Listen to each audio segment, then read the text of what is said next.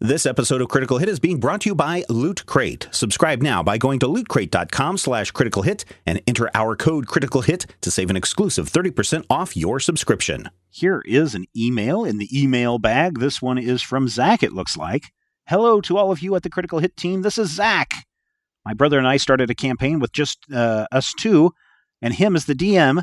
And in the very first session, I went to a city and ended up getting betrothed to the princess. The king had just died, and whoever married the princess would become the new king. Because the king had no sons, and the kingship is being passed down from father to son. Anyway, my question is this. What ideas do you guys have for dealing with the fact that an 18-year-old first-level character is going to be crowned king in 2 years when the princess turns 18? She's not allowed to get married before then. Well, he's got 2 years to level up. It's true. And I mean, there's something wonderful about the idea of an inexperienced, kid from the other side of the tracks all of a sudden being Wesley. king. What? Look at Wesley, the pirate, the dread pirate Roberts. That Wesley. Yeah. Oh no, right, not Wesley Crusher. Come on. What? We're talking about fantasy here. I mean, Wesley Crusher is like the epitome of the direction that can go, right? Where it's just like a kid walks in and is like, "Hi, you are the plot now." Yeah. Oh, yeah. Is like, shut up, you. But at least the Dread Pirate Roberts, he went out, he had adventures, he came back to the princess, and ended up getting wed to her and having all sorts of adventures. And those two had to have been like 20-something. And they were apart from one another for many years. So I mean, personally, I would look to that story as a inspiration of, here's a first level character. He's going to go out and have some adventures, gain some experience, to learn what it means to be king and rule a country, and comes back in time to wed the princess, or maybe she goes on the adventures with him. I don't know. Yeah, and if you want to go look into some history, there are a lot of rulers in the ancient world that were super young when they came to power. Yeah, Mary, true. Queen of Scots, was 18. Emperor Elagabalus was like 15. I want to say there was an emperor of the King Dynasty who was like 14 years old. And one of the Ptolemies was a baby kid. But I really like the idea of a first level character being the king. Not just because I like the idea of kind of a, John Goodman and King Ralph kind of situation, but also because it could be really fascinating if you're playing this in a straightforward kind of, medieval D&D, whatever you want to call it, setting, where he's like, I don't know. I just imagine that like some person who's the ability to cast charm person would take over your kingdom really quickly. Yeah, you want to be immune to charm person. I would also like to say that your sibling is much nicer than any of my siblings have ever been in any game, because my siblings would have killed me in the first season. So it just it really depends what the themes of the game are. If it is about, finding loot and all that stuff, I guess really if you're the king, then no one can tell you no. So if you're like, I want to go into this dungeon, you guys. Then they're like, okay, your majesty, have fun. You could treat it. Oh, sorry. If the themes are different, then that could certainly be an issue. But you can always be like a Richard the Lionhearted type king and just go fighting wars all the time. Yeah, I like the idea of being. He's got 2 years, so you could also treat it like Fourth Ed, where his kind of retirement condition is, all right, my 2 years are up. Time to go be king now. Yeah, that's true. You have to hit epic level by the 2 year mark. Well, if you're the king, you figure you're getting a lot of experience. Yeah.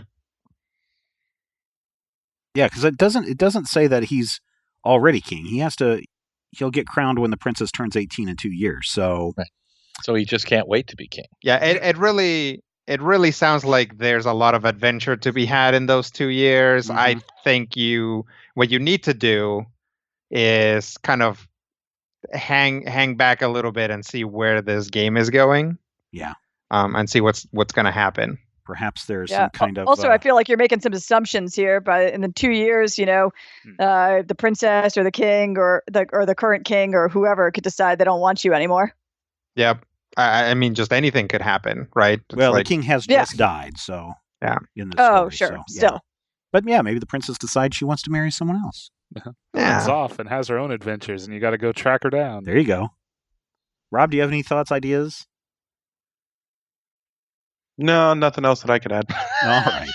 Listeners, if you have any thoughts or ideas, you can send them our way at podcast@majorspoilers.com. Same goes with the questions. We love them. Keep them coming. We will answer them just for you. This episode of Critical Hit is being brought to you by Loot Crate. We've talked about Loot Crate before, but have you heard of Loot Gaming?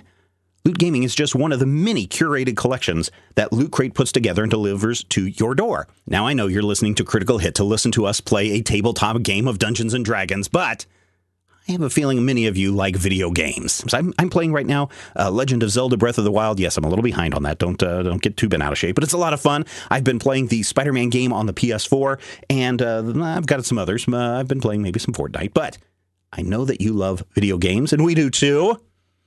And Loot Gaming will deliver a box to your door every month filled with video game goodness. This month's theme, Welcome to the Nightmare. Fight back against malevolent forces with gear from Soul Calibur 2, Silent Hill, The Psychonauts, and Cuphead. What comes in a box? It just depends. Every month has got some new stuff. This month there is a really cool, I like this a lot. It's a Doom bottle opener where the bottle opener is in the shape of one of the monster heads, and it's got magnets on the back so you can stick it onto your refrigerator. It looks really cool. It's really heavy. I know it's going to be opening up a few bottles around this house. There's also a really cool Sonic the Hedgehog Metal Sonic collectible figure, and I got a Metal Gear Solid pint glass that has the Foxhound emblem on it.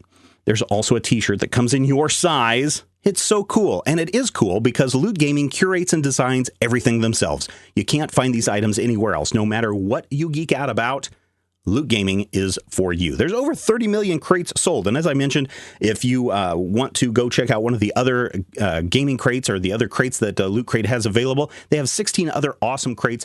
This month, though, I think you're going to get a kick out of the Loot Gaming box and the Nightmare collection. Almost perfect for Halloween in October, right? Everything that I mentioned in my crate, it's got to be over $60 of stuff.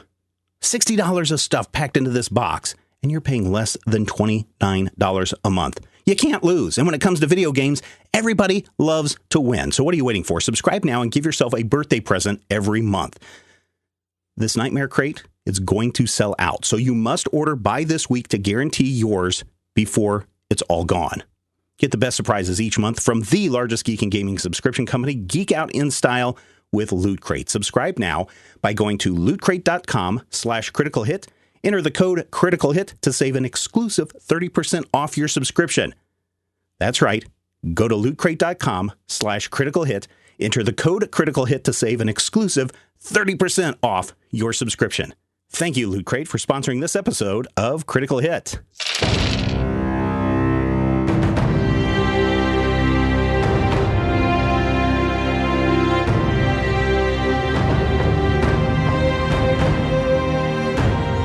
Welcome to Critical Hit, a Major Spoilers podcast. Thank you for downloading and checking us out this week.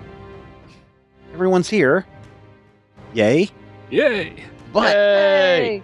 but there have been some questions that have popped up in the chat that I wanted to address, one that has come up multiple times since the incident occurred, Rodrigo, that maybe you can address and answer. A lot of people are like, hey, wait a minute, I thought once a god signed a treaty or a contract, it was binding. How come Gamma can just tear up that contract and send everyone on their way? Gods can, in fact, sign contracts that then will go on to bind their behavior. That's what the Treaty of Worms is. But that all has to be stipulated in the contract itself. Gods are not Fae. The true Fae are completely bound by their word. That's why you have to phrase things very carefully with them. Gods very much operate like most people do. I think Cord said yes and gave you guys a shot put. He can roll that back. Any of these guys can basically go back on their promise because you're not really even getting to the point of sitting down at a table and drafting an actual world-shattering proposition, right? This is just kind of a bunch of goodwill gestures back and forth. So Gamma has the ability to tear down that. He is not supernaturally bound to tear that contract. If there was some court that was high enough to look over that negotiation, they could decide that Gamma was in the wrong, but there kind of isn't at this point. Because that would have to be a court that all the gods agree to, and that is rare. So, yes, gods are not bound in the same way that, say, the Hogba would have been, just like you guys are not bound to obey anything that the gods make you do. There would be no compulsion there, unlike with the True Fae, where when you enter in a pact with them, if that is what is happening, basically, come heck or moderately bloody times. Yeah. I guess I was under the assumption that whenever they just signed the contract, it was, yes, we agree to enter in and discuss negotiations on the treaty. It wasn't actually binding them to anything beyond just, yeah, we'll come over to your side. Yeah, I mean, it was, it was a thing in writing to kind of deal with that, but like, you guys broke so many laws of the land while you were there. It's like, if you think about it in terms of like each island being its own country, like, they're not. If you go to Supermax, they're not necessarily going to be like, well, there's all these outstanding contracts that we still have to enforce. They're like just kind of going to let that slide at least for a while, especially when the president of Gambletown is the one that's mad at you. Yeah, Gambletown. Yeah, I like it. Mm-hmm. Anyway, last time on It's been about a month since we've sat down to record. Mm-hmm. I don't even know who you people are. What's been going on, Rodrigo? Oh, geez. You mean in game? Yeah. You guys are all playing D&D characters. Hooray! What? Good. Right. And Rob's a wolf boy and I'm an orc. Yeah. I'm caught up. Aww. Yep. Too soon. It will always be too soon for that show. Yep. So I believe the current story thread has our heroes trying to get people on their side of a treaty of gods that have just awakened. On their side is Arathis, who is kind of spearheading the negotiations. But so far, you guys are 1 for 3. Yeah, if I recall. Yeah, it's not great. I would say we were maybe 2 for 3 until we're batting 300, which is not terrible. Right. I would argue that we are 1 for 2, since the Bronze Prince is like, well, I'm neutral, so I can't really weigh in on this. So you're saying that him saying no doesn't mean no because he said he in a neutral fashion. Because he's doing it very neutrally. Well, exactly. It's if we're viewing this as a us versus them, which we kind of have to. He's just probably not going to he's abstaining. Right. But we have no intel on the them, so I think that our 1 counts as 100%, and we are doing 100% awesome, and then we can set the failures aside and deal with that. I mean, definitely 100% of the gods that have signed on have signed on. So you've got right. that. Hooray for our team! Of all the gods that we have gotten to sign, they are all here, and so, glass half full. Yes. Mm-hmm. Sure. Universe half destroyed. But it's not the good half. It's like it's like the half that has Cleveland. So we're back on Rutile Island, following our recent failed negotiations with Gamma, because we may or may not have tried to steal from him and broken a lot of rules. They're not failed. And surprisingly, we're not. We haven't been chewed out as much as I thought we would be. No. So, Rodrigo, where are you going to take us next? That depends on what you guys' plan is. Do we have a plan? plans? Yes, that's the question. And that's the question I think that Orem would bring up is, who on our list are the ones that are definite? These are ones that we look at wins. Shouldn't we be hitting for the wins first instead of the ones that are the question marks? See, I Is think is I had Orem Gamma asking? as a Is win. Orem asking that in character? Yes. Mm-hmm. Okay. I mean, if we knew any of them that were going to be guaranteed wins, we'd already gone. That's why we did Cord first. True. I had Gamma as a guaranteed.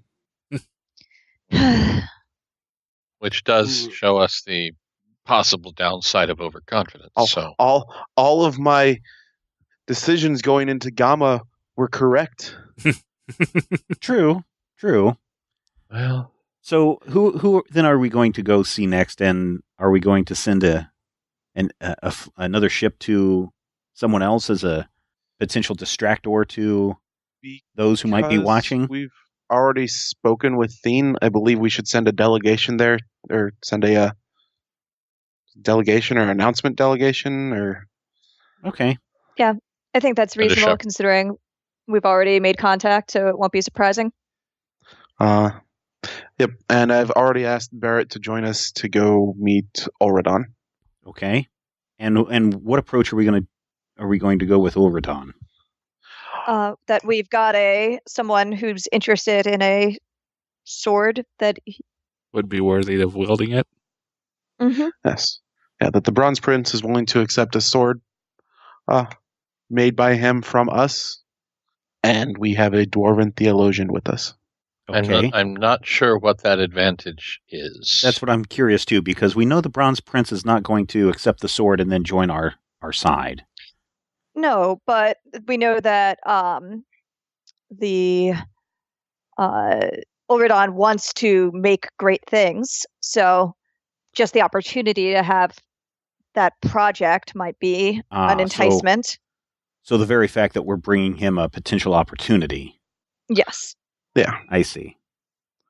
Like his entire purpose is making these great weapons. And he as a hasn't had the warrior chance smith. to for a very long time. Okay. So Ulradon, has everyone agreed to go to Ulradon next? Randus? Sounds good to me. Do we know that Barrett will have any kind of influence in this? No. Ulradon is the last of the dwarven gods. So I figure showing good faith with the dwarves is better than not. Okay. Yeah, I mean, do we want to talk to Barrett to see if he actually wants to come? Considering I just I worry, I don't know, it might seem awkward, like, hey, we brought a dwarf. You We like have a dwarf dwarves, friend. right? And do we even know that Barrett worships Ulradon? Probably not, because he's been No Because one- he's been asleep, so it might be kind of offensive. Yeah. So why don't we talk to Barrett about this? And I mean, it's also worthwhile to talk to our theologian about any project before we Sure. head out to treat with another god. And and the other question I have is, how many people are we going to be telling where we are going? I would say as few as possible. So does that just mean the captain of the ship and Stab him. and maybe that's it? That we're just going I think that's reasonable. that we're just going to tell Sarsa that we're leaving and not tell her where we're going, and then when we get on the ship we tell the captain where Yeah. we're going? Do we Until we distrust have- Sarsa? Until we know what's going on, it's not necessarily that we distrust Sarsa, but there could be some kind of scrying sensor that we haven't detected. I think information containment is important for now. Yes. I mean, if you guys don't think so, I'm just questioning, if we tell Sarsa that where we're going, is she then going to tell other people as part of her job of where we're going? Yeah. That's why I'm saying that we should probably try to keep it quiet as much as possible what we're doing. Well, bear in mind, she will know that we're trying to keep information from her. I mean, it will be obvious. and if she asks us, we'll say that we're ambushed previously and are trying to practice information containment. I have no problem with that. All right. If she pushes us harder, then we can figure something out, but I think she'll understand our motivations. Okay. And do we have enough supplies and money? No, we have no money. To do what we're doing? I mean, we did break some things down. I mean, I have some gold now, thanks to breaking down some equipment and gear, or thanks to Randus breaking down equipment and gear. So as long as we find people that are willing to take residuum, we're good. Yeah. Well, we do Right. have resources that were not in our care and possession, so I believe we can see should if we can probably get some petty cash. Okay. exactly. All right. So, who wants to go talk to who, and where are we going, etc.? Kat, are you going to go talk to Barrett? So I've already spoken with her. This was Oh. the discussion we had before we went to see Gamma. Excellent. And who wants to go talk to Sarsa and just let her know we're heading out and get some petty cash? Uh, Fine. Everyone's afraid of. I will go. I guess I'll. Come on, Randus. Come on. I forget, Rodrigo. Did I have a way to get back in touch with Alusha? Nope, but all of your nerds have met him, so you can always get him ascending. No. So we'll head out to see Sarsa. Okay. Go to her Presumably office. Yes, presumably while the others are gathering what else they need to get on the ship. Well, she's in there. Knock on the door. Come in. Ah, Sarsa, hi. Hello. So, we thought it might be in the best interest to get a move on very quickly. So we're going to head out to our next destination. Heading out to Ulridon. Well, we're going to head out. I think at this point we're going to try to keep where we're going somewhat quiet. You understand, since we were attacked and met when we went to go see the Bronze Prince. She kind of cracks a smile a little bit. That's fine, I suppose, but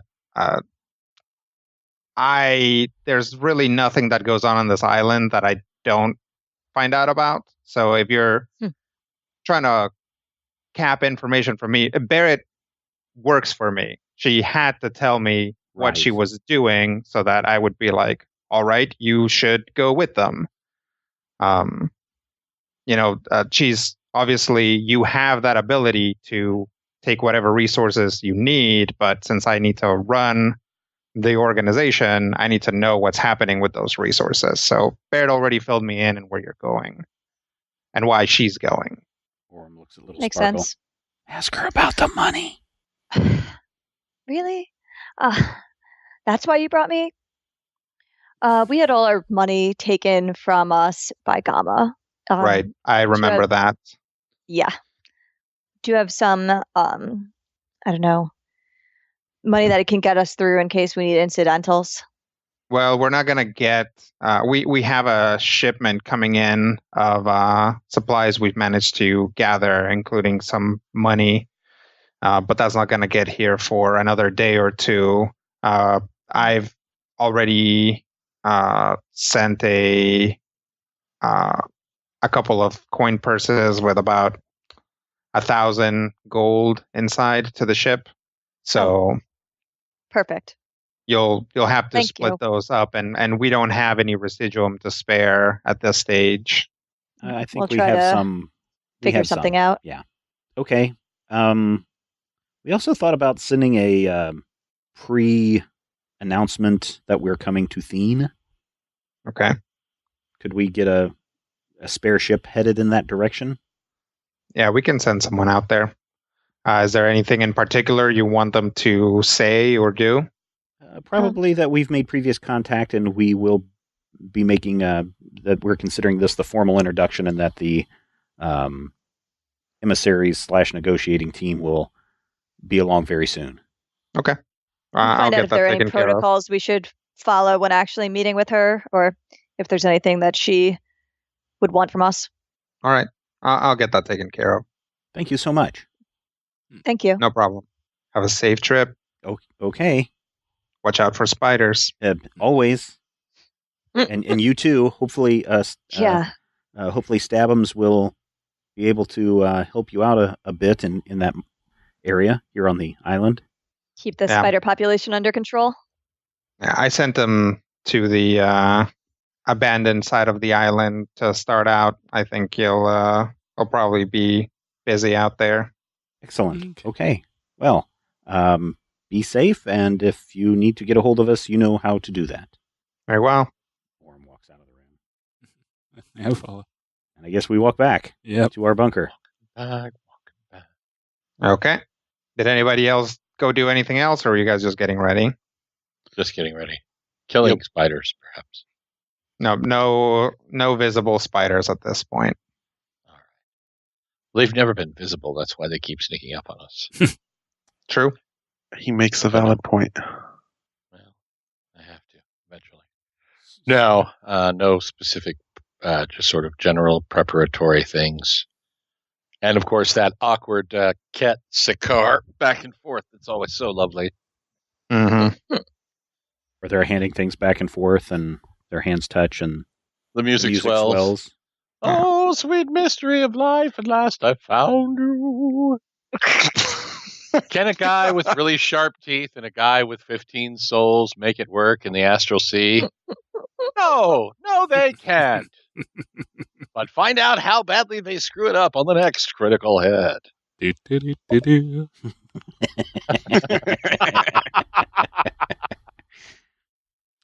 Sam, out of character, did you want to initiate some kind of contact with your friend?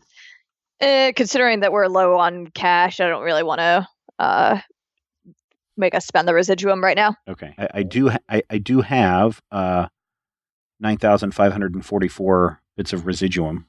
Oh, that helps. All right.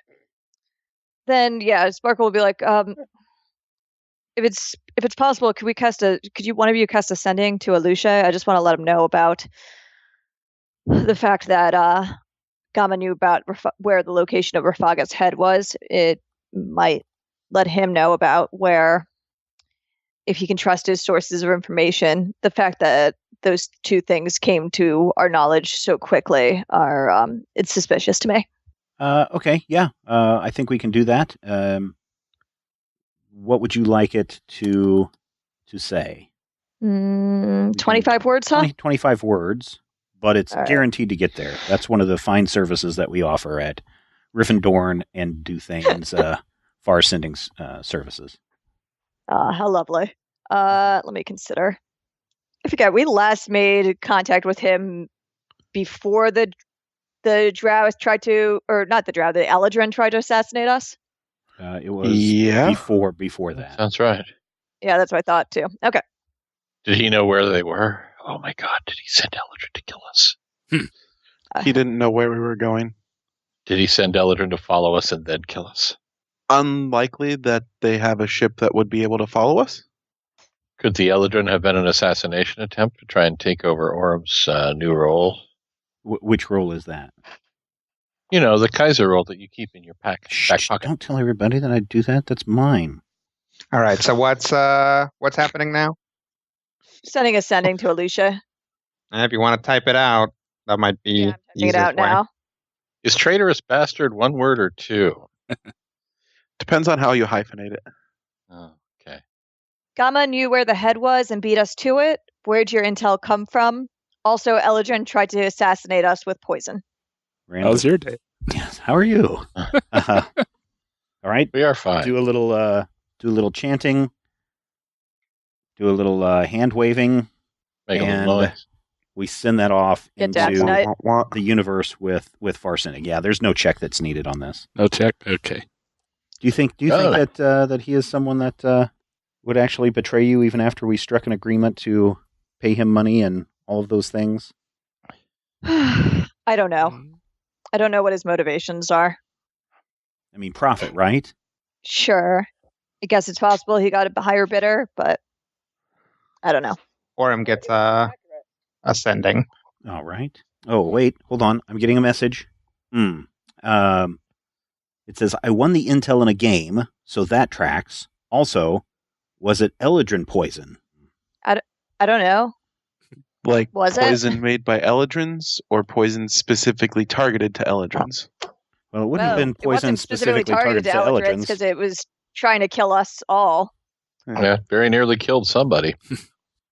I mean, I realize that, but his question is vague. Well, but valid. I mean, what are the answers to either of them? Do you know if did the Eldrin have a poison-making tradition? I mean, I'm Like sure somebody Stella? has got some poison's abilities. I did not take Poison 101. This sounds like a legitimate history check. I mean, don't sleep on it. We don't get very many of those. I'd be okay with that. All right, let me roll some histories then. Roll history to think back 36. into that time in chemistry class. Well, there really isn't a huge Eldrin poison-making tradition. There is obviously plenty of poisonous stuff in the Feywild, so Eldrin poison tends to be just kind of like finding something poisonous and then just extracting it. So there, it's really not a big deal for Eldrin specifically to there's no master poisoner of a hold or anything like that. Right. We kind of rushed out of there before we had any kind of CSI work done on that poison. Mm-hmm. Right. Yep, you got it flushed out of your system pretty quick afterwards too. Yeah. By one of the most likely culprits. Definitely by a group that has a long and proud poison tradition. That's true. I share the knowledge. I wonder why you'd ask that. But I don't know that he knows much about Eldrin either. That's true. Although now that he's on the Astral Sea, he's probably encountered quite a few. I suppose. More so than the southern continent, at least. Yeah, that's a Well, yeah. possibility, but unless he's made it out to Shalai, there really aren't a lot of Eldrin kicking around. I mean, Eldrin don't exist on the southern continent, and I haven't seen any besides you since I've been here. And the ones that tried to kill us? Well, yeah. I didn't see them so much until, their masks were off, and then I was going, try not to die. Okay, so the next question is, Sarsa said that there was some money on the way, but it may be a few days. Did we want to wait around for that, or just go ahead and head off? Let's just take the small amount of money that she's offering us. Yep, exactly. Okay, well then let's gather our supplies and gather our companions and head on out. Okay. I guess they call it embarking, right? Disembark? Mm-hmm. Yes, embarking. All right, so you guys head for the dock. Yes. Barrett is already there waiting for you. Oh, hi, Barrett. Hello. Are you ready to go? Yes. Hopefully you haven't been waiting long. I mean, I have, but I got here very early. Oh, I wanted to go over some things with the captain. Oh, okay. Anything we should be aware of? No. Oh, okay. Let's get aboard. Yeah. All right. I'm guessing All right. the captain Guys. is Yep, captain's Otto. at the helm. there. All right. Otto, we are headed to Ulradon. If you could point us in that direction and we can make haste, that would be great. Very well. Yeah, starts shouting at his crew to get things going. And pretty soon you guys cast off. Cruise out of the bay in Rutile Island and then out into the Astral Sea. You guys hear the machinery within the Dawn's Arena kick into gear as some magical rings appear. And very quickly you guys glide through and find yourselves in a different point in the Astral Sea. I never get tired of that. It's very impressive. It is. Yeah, I had never seen it before. What did you think? Certainly fascinating. Pistonella is a rare talent. Mm-hmm. Well, we should be arriving at the 1,000 Hectare Armory here pretty soon. All right. Look out. Can we see it? Not right away, but after a little while you do. very quickly your horizon fills with a pretty sizable landmass. And as you approach, you see two things that are curious. It appears to be a large sort of urban island. You see a lot of buildings, but the buildings don't seem to be very tall. There is no large, colossal thing that dominates the skyline in any way. It just seems to be like a bunch of boxy buildings of various types. And then also, it's day, so you don't see any lights or anything, but also you don't see any, smoke or anything else that would lead you to believe that, or ships coming in and out. Nothing that would lead you to believe that there is, or you don't spot any activity anyway. And then Dwarves, they could be underground. That's true. And as you continue to approach from the crow's nest, the lookout shouts down, "Captain, there's a shipwreck at 2:00. The captain takes out his spyglass and looks out. He hands the spyglass to Ket. Take a look. So you do see it out there. It is, at first it looks like only one, but then as you guys continue to move, you can see that it's two separate ships. They are up in flames, and you recognize their make As Gith ships. Uh-oh. both of them are Gith? Mm-hmm. So what do you think? Probably a trap. Or they tried What- to approach the island and got destroyed. Whose flags? They're Gith ships. Huh.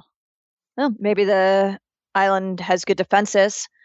We should, I don't know, fly a flag to make it clear that we're here to treat, not raid. Yep. Do you see any signs of life or movement on those ships? Doesn't look like it. So steer clear or investigate? Say steer It's- clear. Steer clear, at least for now. We can find out more from Auradon's people if they had anything to do with that. Okay. I would probably suggest you tell Otto to raise the flag of peace before we get any closer, though. Otto? Yes. Otto's like standing right there. and Yeah, just- he's like literally privy to this conversation. I'll take care of it. Okay. Thank you. Yeah, turns the ship slightly so that you're not, so that you're kind of headed towards a different point in the island. Anything, any activity on the island as we get closer now? None that you can see. Do we see any docks or anything yet? You do see some docks. So Otto can take you in that direction. Yes, slowly. So you guys approach slowly. Casually.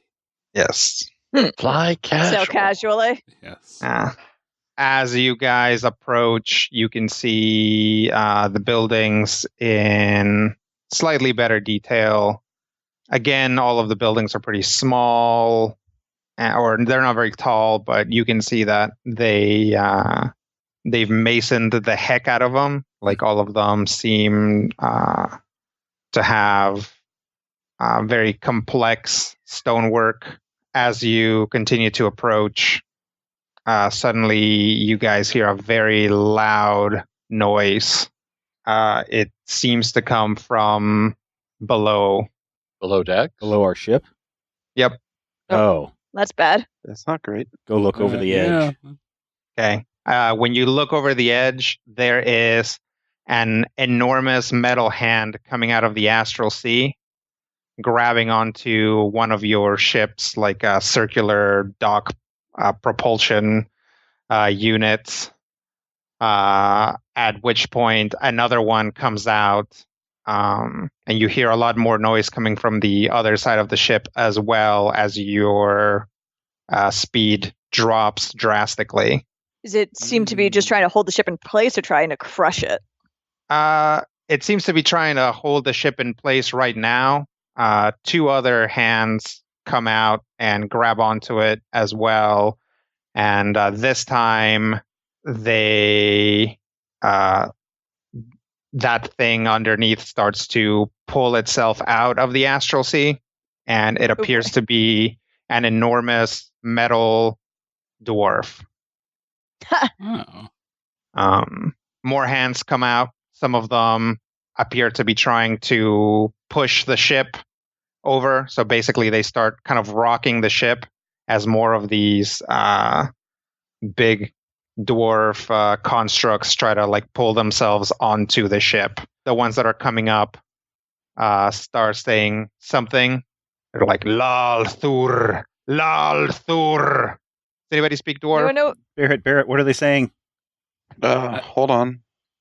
There's a very good chance that I speak Dwarvish. Definitely do not speak Dwarvish. I used to. Don't anymore. All right. I think Randa speaks dwarf. I think Dwarvish. Well, Common, Elven, Primordial, and Supernal. Oh, Never mind. did it fall off when you yeah. when you switched By races? the rules, yeah. My human build spoke Dwarvish. All right. Well, it's just been so long. They're either Randus thinks that they're either talking about cattle or that's the word for destroy. Which Barrett will quickly verify that's the word for destroy. No, don't do that. Yeah, Orb starts running to the front of the ship, waving, "We come in peace, we come in peace." Looks like they're not buying it, guys. Oh, man. So this is going to be a fight. You guys remember the dock of the Dawn Serena, right? Or the deck, sorry. Yeah. Mm-hmm. What is Ket's initiative? 13. Okay. The lowest I could possibly get. Well, these guys don't have great initiatives, so Little Sparkle. 22. That is surprising. Isn't it? That is very Yep. surprising. My highest number on 2d20s was a 2. Wow. Let's see. Orem. 27. Yeah. Randus. 26. And Sakar. 35. Wow. I found Sparkle's initiative. I think all of you guys go before any of them. Oh, Wow. Except for Cat, of course. Yeah. Yeah, except for So everybody that actually matters goes before any of them. Yeah. Cat does plenty. Everybody's whose initiative matters goes before them. Sure.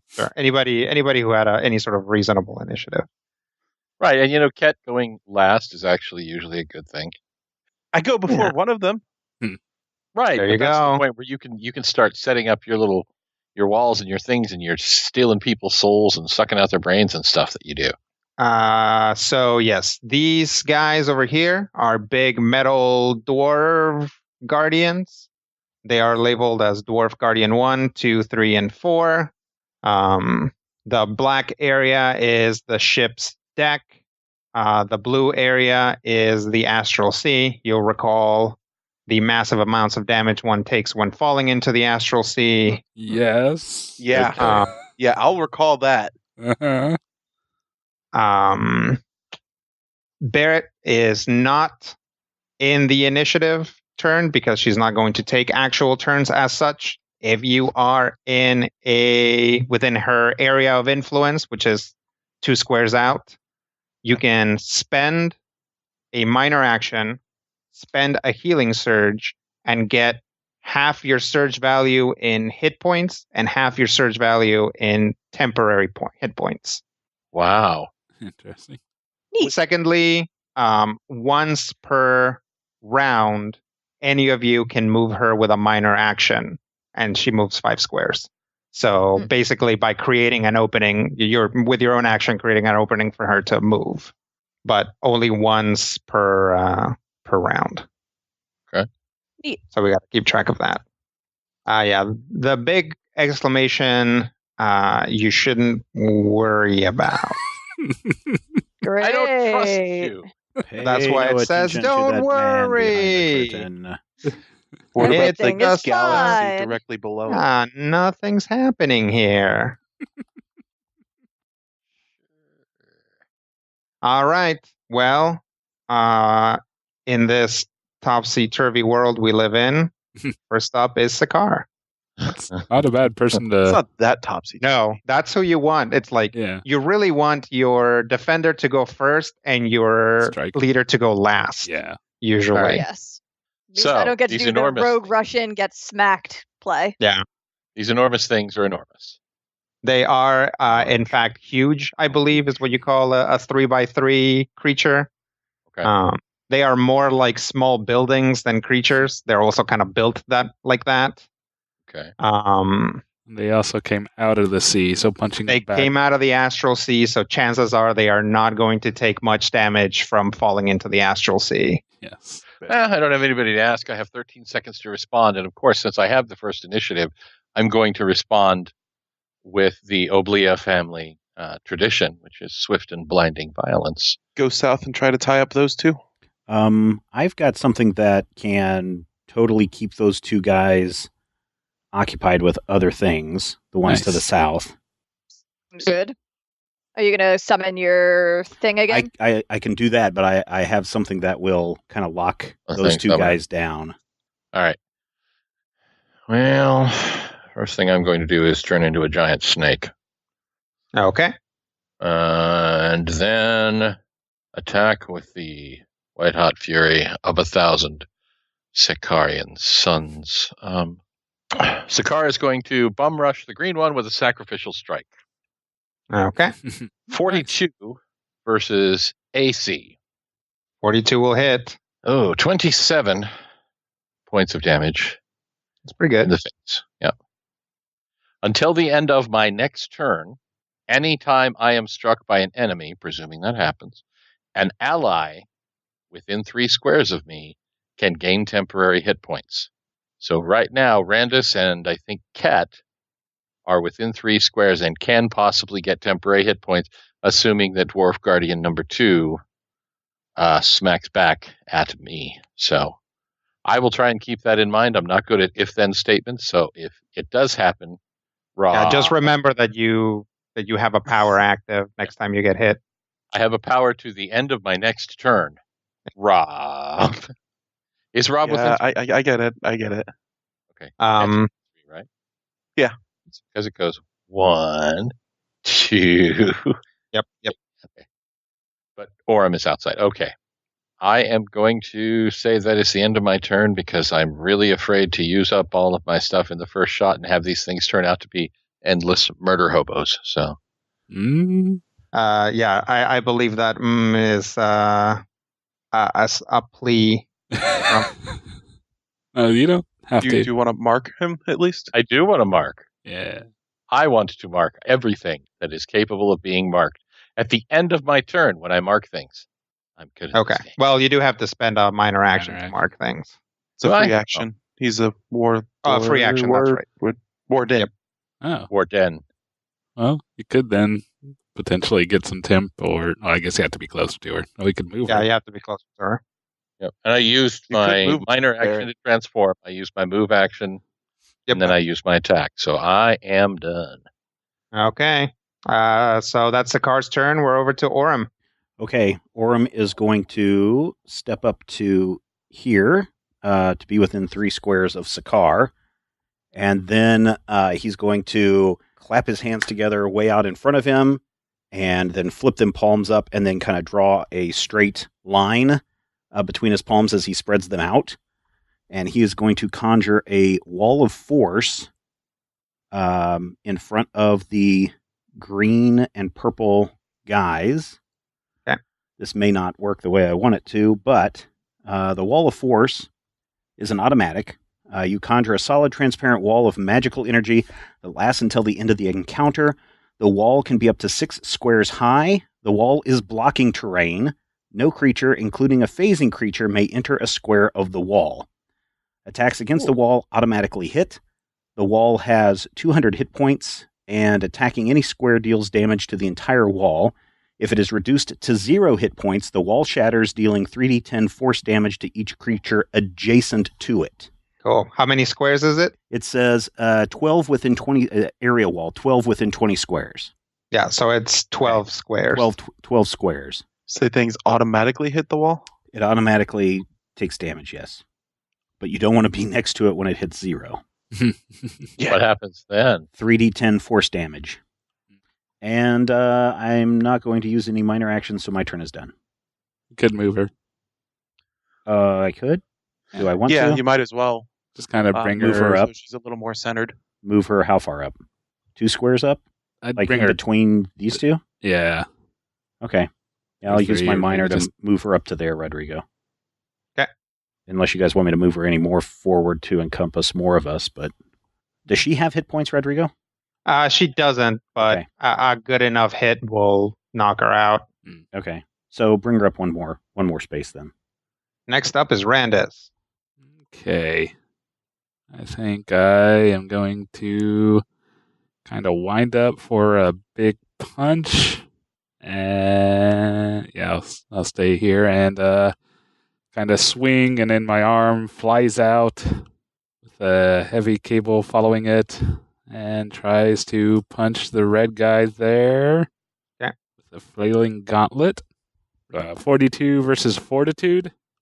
That's gonna hit. Yep, that'll hit. Okay.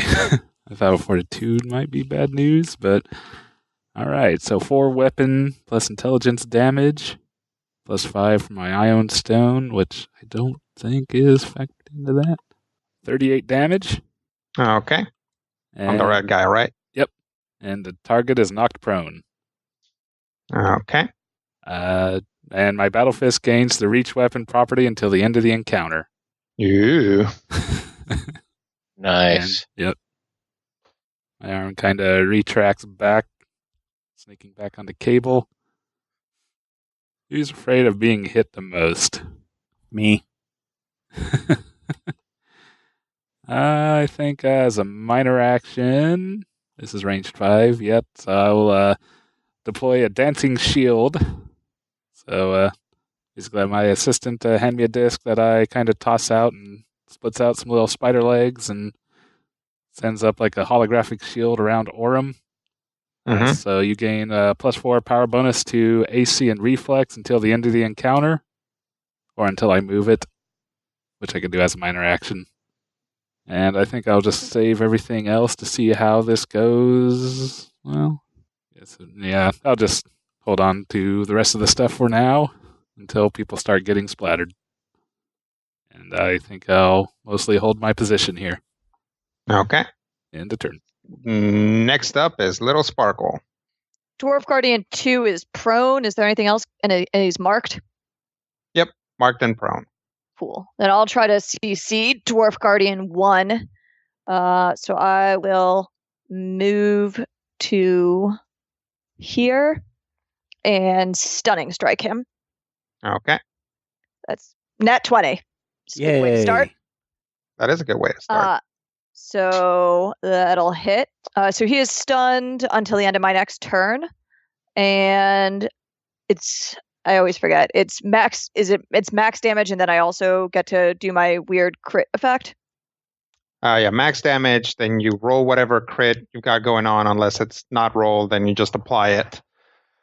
And then rogue damage is also rolled. All right, so it's total of 38 from the dice plus 25 from non-rolled. Make sure that's correct. Yep. So 38 plus 25 is 63, right? Yeah. Okay. So 63 damage plus 10 ongoing poison damage. Nice. And I'm good. Okay. Oh, actually, I'll minor action, do my little quick draw thing, pull out my foe stone, and point it at this guy, and find out if he's got any vulnerabilities and what his weakest defense is. It does not have any vulnerabilities. Its weakest defense is will. Okay, that's going to take us to Dwarf Guardian 1, who is stunned. Did we figure out how long that lasts? Until the end of my next turn. So that's going to take us to Dwarf Guardian 2, who got knocked on his enormous butt. But he's going to stand up and then try to hit Sakar with its enormous dwarf fist. That's going to be a 34 versus AC on Sakar. That does not hit. Nice. Okay. Sakar manages to snake out of the way. In a sneaky form. Yeah. Serpentine. Going to take us to Dwarf Guardian 4, who is going to, let's see, 1, 2, 3, 4, 5. Going to walk up to the wall and hit it. Okay. So it's an automatic hit, right? It's an automatic hit, yeah. It's Oh, going to man. do 60 damage to it. Oh, Okay. The wall has 140 damage left. Yep, that wall's going to last. Okay, note to self: 2 turns? don't get hit by things, no, yeah. especially Yes. not when Rodrigo rolls like that. Holy cow! Yeah, good thing that was the wall. 8 Yeah. plus 8. Mm-hmm. 8, 8, Imagine 4, 8, if- 3, 6, 7, 8. Yeah. 3 was Imagine lowest. if he hadn't whiffed on Sakar. Yeah. Sakar can take it, honestly. He's good.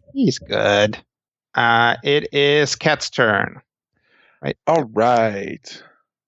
We're able to see through your wall, right? Yes. Are we able to shoot past it? It's blocking terrain. Should average about 44 damage per hit. Also, I'm going to guess you made it as tall as possible because It is- these things are very it is the tall and you wouldn't maximum want them of- like walking over Right. them. It is the maximum 6 squares high, 30 feet. Curse the 2 what are close to us Okay. for my minor. And then summon my bird down here next to the green, or actually put it, wait, I can't summon behind the wall, can I? I don't think you can. Well, I don't know. Maybe you can. I mean, It is It's see-through, so you But it's can't still- shoot past it. But Yeah. I'd let you summon past it. okay. Close burst 20. Okay. Yep, I will summon Shadow down here. Yeah. Sparkle can't use So- sneak attack until after her next turn, correct? No, that's incorrect. I get to use it once per tick, basically. It's just I can't use it multiple times on the same initiative tick. Oh, okay. Obedience is reward. Yes. Uh, Target can use a free action to either make a melee basic attack or to charge, gaining a power bonus to the attack roll of either attack equal to my intelligence modifier, which is a +5. If it hits, it deals 2d8 extra damage. Sweet. Melee basic attack it is. So 48 to hit. That'll hit. That's another 42 damage. Nice. Okay. Yay. Go team murder burb. Sweet. Thank you. That power is great. Lets me stab more. What else? I do more damage when I use you instead. Yep. It's good striker management. Minor. Move is minor. Standard. I'm good. All right, that is going to take us to Dwarf Guardian number 3, who's down here. Wall or bird? Go hit the wall. I was hoping for that. Mostly because if he kills the bird, which he probably would, it hurts. Car smash. 46 more damage to the wall. Ouch. A little Oh, better. that's not as bad. Yeah. Well, but still, we're down to less than 90. 106. Or I mean, we're keeping them away for now. That was the whole point. Yeah. Yeah. I mean, that was a very good use of that wall. Even if they tear it down, that's so Yeah. far that's 2 whole huge punches that haven't action come at you. advantage. Yeah. Yep. 90, Yeah, and 94 they have points. to hit it at least 2 more times, even if yeah, Rodrigo no, rolls it's- max. Yeah, 94 points. great. 94 points left. All right. Next up, don't worry about it. Uh-oh. I'm So- worried. I'm very worried. Yeah, you should be. So in the meantime, as this is all happening, there are still others of these things kind of shaking the ship back and forth, and they're not really shaking it in an orderly way. It's not like they're all like heave ho. They're just kind of pushing against it.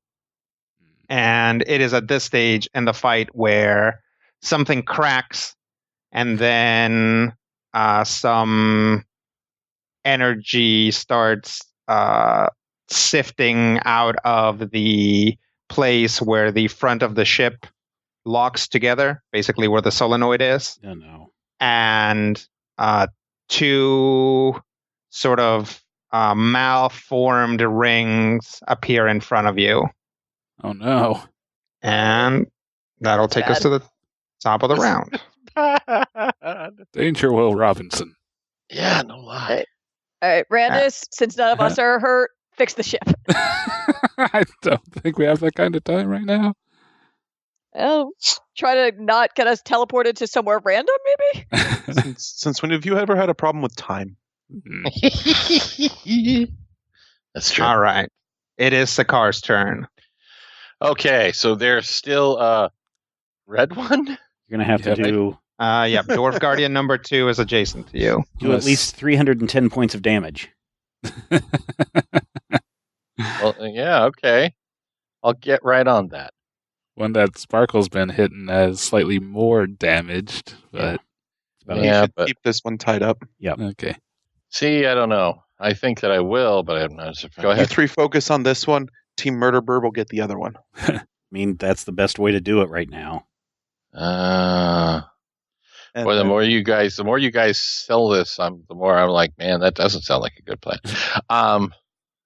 No, I mean, you tank it over there. I've got like a million CC things that I can use to try to keep this thing from acting or acting effectively. So Okay.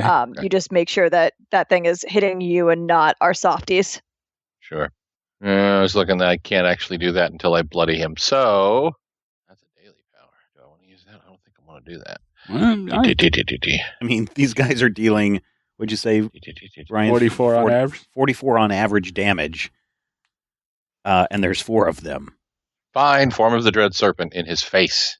Okay. Form of the Dread Serpent, where I rear back on my serpent lower half. Did I mention I'm a snake? Coils, yeah. Yeah, sort of. Actually, I don't know what the male version of a lamia would be, so I'm just going to call it a lamio, which is spelled Lameo, and it's totally not aren't lamo. lamias like tiger or people or like lion people? I thought lamias were part That's Rakshasa snake. and Lamia are used interchangeably and can be both either snake people or tiger people. Well, there you go. Okay. So I'm going to choose to be a snake tiger, and nat 20 Okay. in his face. All right. I can't Calculate your remember damage. What happens when I nat 20? So Max your damage. damage is maxed out. So whatever the dice are, just add up all of the max on those dice. Okay. And then whatever weapon you use will probably have a something that it does on a crit. So look up what that is.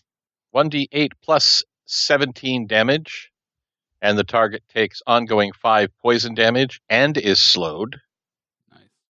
Save ends both, since that was my Farbond Spellblade Scimitar, not to be confused with the Farblade Spellbond Scimitar.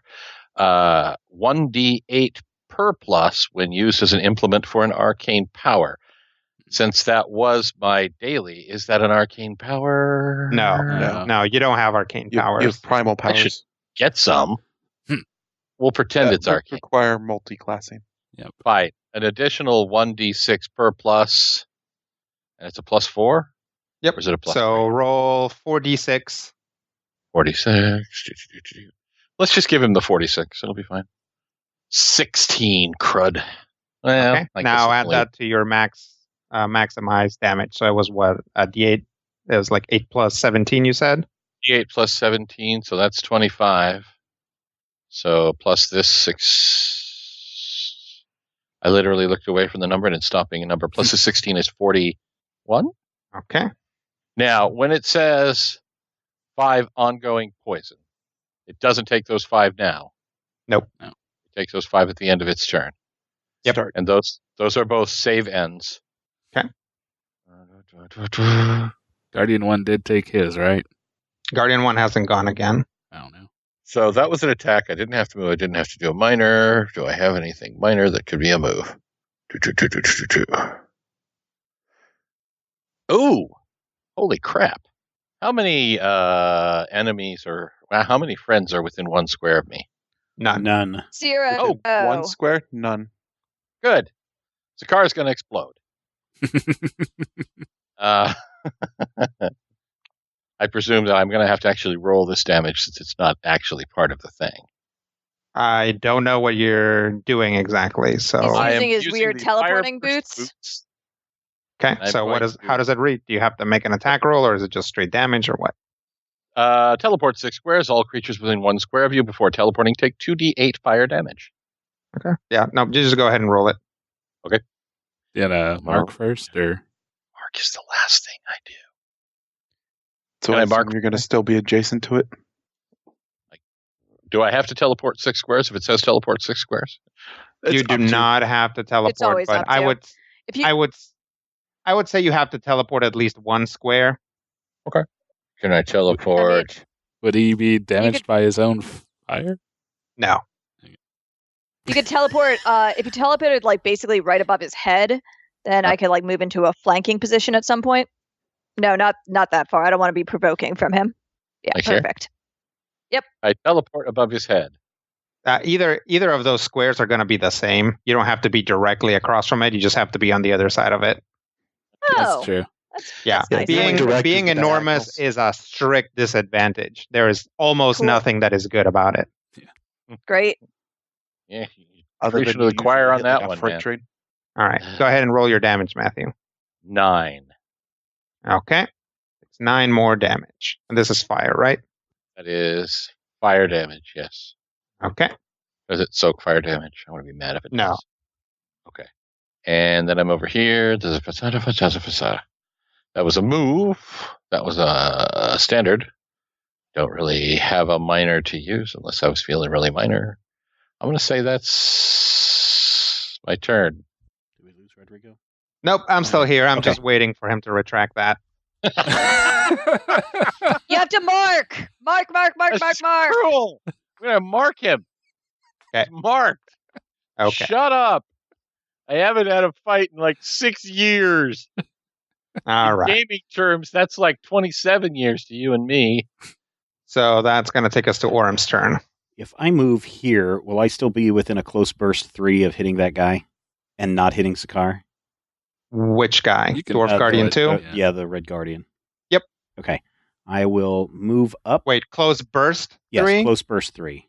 That would hit everyone, including Sakar. No, each enemy in burst. So yeah. Yeah. So, yeah, you can be wherever then. Okay. And I Yeah. won't have to worry about anybody except for this guy. So I will still stay within the zone of protections, potential protections from Barrett. And I will use Fire Shroud. 28 versus Fortitude. 28 versus Fortitude is not going to hit. Oh, boo. All right. Here's my move. There's my standard. I don't Yeah, have... these things are giant. I would bet their fort is pretty high. Well, we know it's at least 42. Okay, I guess I'm done. Okay. Randus Okay. with his amazing telescoping arm. Yes. It's like the best Fix the He-Man boat. action figure ever. Yeah, is fix a boat anything I can feasibly do right now? You would have to go under the thing, which would take you out of this fight. Which would probably be bad once people start getting hit. Fine. Eh. Can he come back if he goes under? Assuming that he can fix it within 3 rounds. the scope that the fight lasts. Like the 60 or the 30 seconds. Yeah. Yeah. I think I'm just going to kind of shuffle up here, stand opposed, and I'll try that. I'll try a magic okay. weapon with my flaily arm. Wow. So 50 versus AC? That'll hit. That will hit. Excellent. So what do I do these days? 31 damage. Okay. And these two guys adjacent to me get +2 power bonus to attack rolls and +5 to damage rolls until the end of my next turn. All right. Don't forget to point that out to them. Okay. That is going to Bloody Dwarf Guardian number 2. Hooray. Defensive position. Nope. No explosion? Yep. Okay. No explosion. Yet. All right. All done? Actually, I think I'm going to go ahead and spend an action point. Okay. And then try Battle Fist Smash on the same guy. Okay. Ah, crud. 34 versus AC. 34 versus AC will not hit. Yeah, I wouldn't expect it. Okay, well, that was worth a try. Now I'd say the end of my turn. Real quick, Rodrigo. Yes. Is the ship firmly locked in place, or is there any way that Otto can start backing up? No, the ship is probably will be damaged further if you guys move. Okay. All right, little Sparkle. Yeah. I am going to use Scoundrel's Philosophy. It should be like, stupid thing, we just wanted to talk. And stab it in some of its gears. So we'll make my attack roll. 42 to hit its AC. That'll hit. Cool. It'll take 37 damage. Okay. And it is and then I get to make a secondary attack against it because that one hit. So this one is versus its will. So 40 versus will. That'll hit. All right, then it is dazed until the end of my next turn. Okay. And then I'm going to get out of there. So 1, 2, 3, 4, 5, 6. If I move to here, am I still considered flanking with Sakar? No, you'd have to be one more. One more over. All right, well, I can just shift on my next turn then. Yep. That's me then. Okay, and that's going to the stunned is going to fall off, I'm guessing. Yes, correct. But he is now dazed. All right, and now it's his turn. Now he takes some ongoing damage, right? Nope, no, that's saved. No, he made a save. Oh, against the ongoing fire? Yep. Okay. So Fire. I thought Sakar gave him some ongoing fire damage. nope, that's No, the other so guy it's took the some other poison red damage one. from Sakar. Oh, okay. Yep. Fire and poison. So this guy over here actually, is going can I take a minor action to move Barrett out of the line of charging? it has to be a move action. Oh, a move action. All right, never mind then. I thought you said it was a minor action to move her. Did I say minor? I meant move. Okay. Okay, yeah. It was a minor action to use her healing, right? Yep. Okay. All right. So Dwarf Guardian 1 is going to charge. Oh, no. Yep. Cat. Oh, no. nice. Got reach. Big and reachy. Oh, yeah. But I'm squishy. Yeah. So this will be... Man, they're rolling really low, though. So that'll be a 31 versus AC. Yes, but is it low enough? Is it? It is. It is low enough. Woo! Amazing. 32 AC. Oh, man. Nice. Just Yay! Okay, I might have to steal the shield back there, Orm. You're going to steal it? Oh, man. I have crap defenses. You should have raised your hand sooner. Yes. All right. Well, that's that guy's turn. I just have enough HP to back that up. Dwarf Guardian 2. I think these things are literally rusty. It's going to try to smash the car. That'll be a 45 versus AC. 45 versus Seems AC too rusty. will hit. Now he's going to get tetanus. Ouch. Take 40 damage. Okay. That's just such fun. Your power, what says when you get hit, do stuff, is out, isn't it? Unfortunately so, yes. You just had to duck the first one, didn't you? No. Life is hard. Since it hit, it's going to basically hit the car and then continue basically striking downwards because it's all of these guys are taller than you, and it's going to hit the deck of the ship and send out a shock wave, which it can do that even though it's dazed. This one's not The dazed. other one's dazed. Oh, okay, right. Never mind. It's slowed, though. Yep. Wait, is it slowed? Yeah. Okay. From my attack. Okay. Yes. So it is going to be close blast 5, which I think will get 1, 2, 3, 4. Everybody except Sakar in this one. Is that a marked penalty? That Yeah, if it's not getting Sakar. True. Don't know if it'll be enough, but I'll take everything. Can I attack? I mean, it probably won't be enough for me, but at least the car gets to smack it. That's true. Yeah, I'm okay with that. It made an attack that did not include me as a target. That never happens. Mm, I will slash its face. okay. Slash.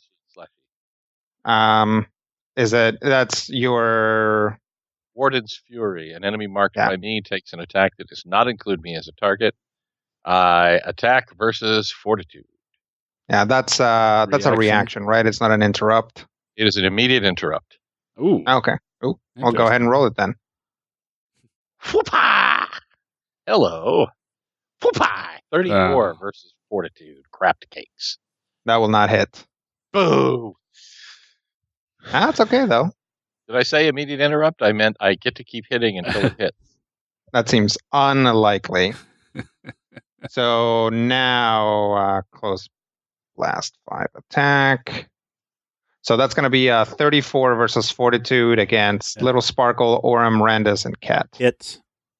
Yeah. This currently hitting. Let me double check to make sure there's nothing I can do about it. What's that targeting? Fortitude. Ah, darn. On the button. If it was I will AC, use anticipate attack as an immediate interrupt when hit by an attack to get +4 to all defenses until the end of my next turn, which will make that miss me. Okay. So Randus and Orem get hit. Yep. Yep. And Cat. Oh, okay. Because And Barrett. Oh, sorry. Yep, that's right. 17 damage. 17 thunder damage specifically, if it matters. And you are knocked prone. No, I don't believe that matters for me. That's one of the...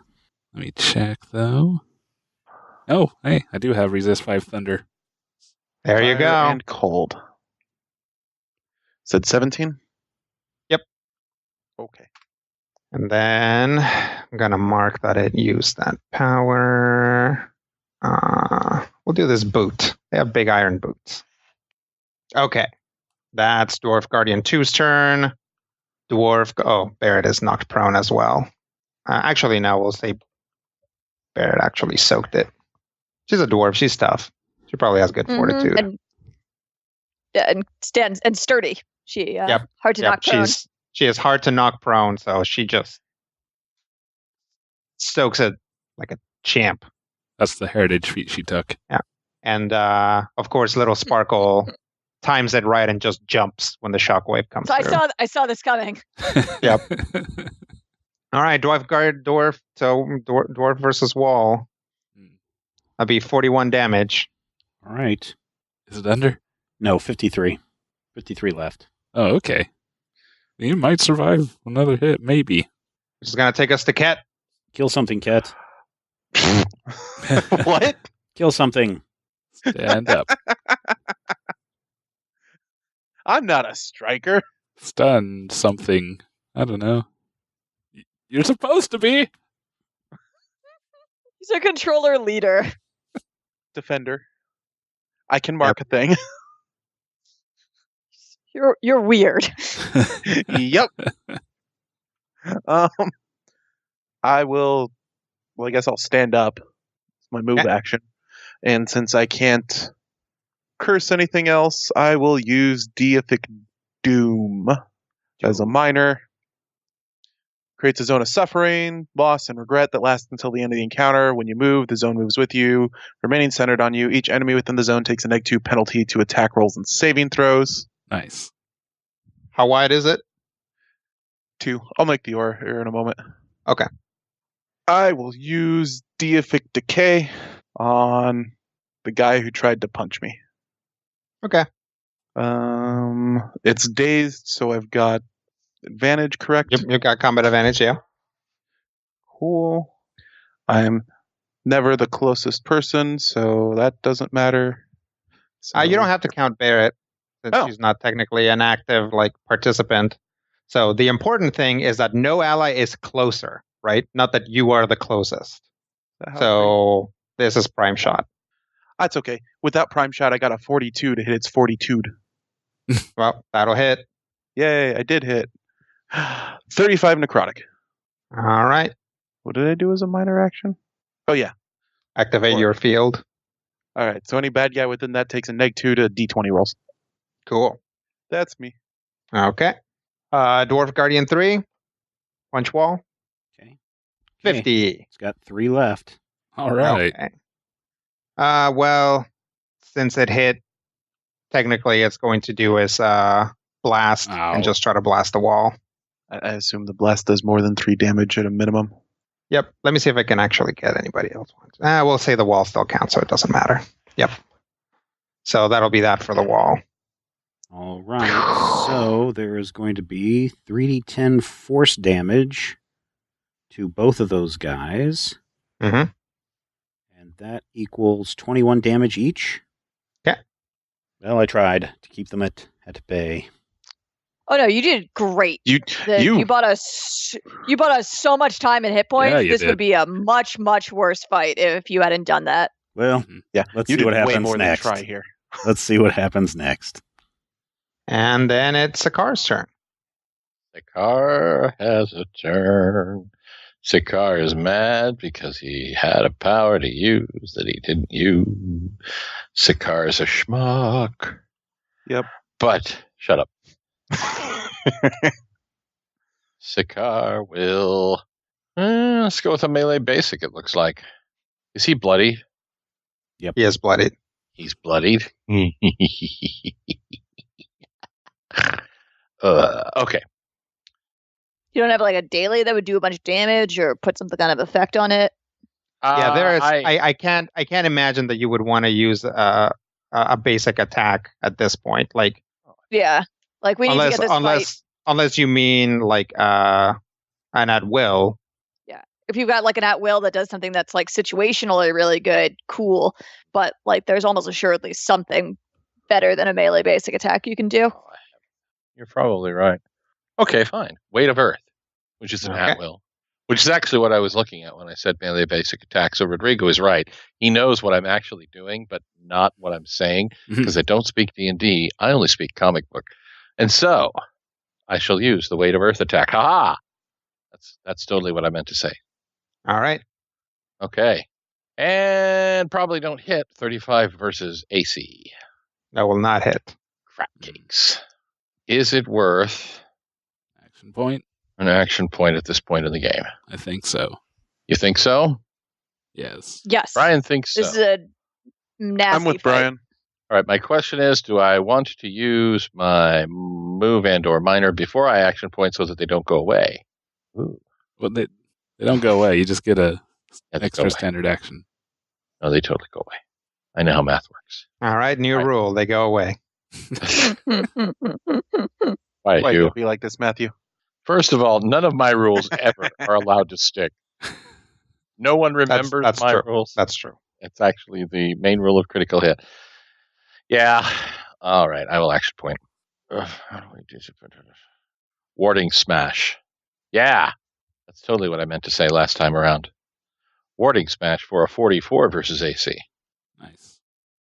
Okay. That'll hit. Awesome, possum. The target is now prone, Mm. and I am going to roll. I'm going to roll what? Oh my god. Why didn't I use... Oh. I hate myself, you guys.